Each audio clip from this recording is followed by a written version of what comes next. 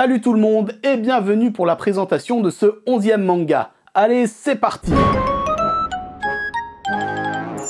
Notre protagoniste du jour est une jeune femme qui vient fraîchement de terminer ses études pour devenir professeure. Pour son premier job, elle se retrouve d'emblée dans un lycée dont la réputation catastrophique n'est plus à faire. Celui-ci est gangréné par des racailles en tout genre qui ne montrent aucun respect envers leurs professeurs. Autant dire que notre jeune première va avoir du mal à s'occuper de la classe dont elle est désignée professeur principale. Et afin de l'accueillir comme il se doit, les élèves la prennent directement à partie en faisant des photomontages de sa tête sur des corps de filles sexy ou lui jetant tout ce qu'ils ont sous la main. De toute évidence, un tel acharnement aurait dû faire fuir n'importe qui. Pourtant, elle réagit toujours de manière décalée ou feint la surprise, ce qui lui vaut d'être traitée très rapidement de gourde par ses élèves. Tiens donc, j'ai dit qu'elle feint la surprise. Car oui, cette professeure cache un lourd secret. Elle est la petite fille du boss d'un puissant clan de Yakuza. Elle vit dans ce monde depuis ses 7 ans à la mort de ses parents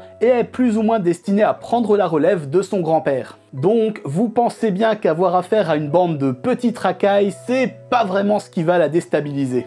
Ce manga est vraiment une grosse tranche de rire, car entre les efforts déployés par la jeune fille pour cacher son identité, tout en s'occupant de ses élèves pour les sortir de mauvais pas, on ne s'ennuie jamais. L'histoire évolue doucement et les personnalités des différents élèves se dégagent avec un passé et des situations qui les ont amenés à ce qu'ils sont. La plupart sont des méchants de façade et la jeune professeure, de par son background, sait à quel point la limite est mince lorsqu'on a peu de repères et fait tout pour leur éviter de franchir la ligne et tomber dans le crime. Le manga dont je vous ai parlé aujourd'hui, c'est Gokusen, édité en 15 volumes chez Kazemanga. Sur ce, je vous donne rendez-vous dans 2 jours pour la dernière présentation. Allez déjà, matane!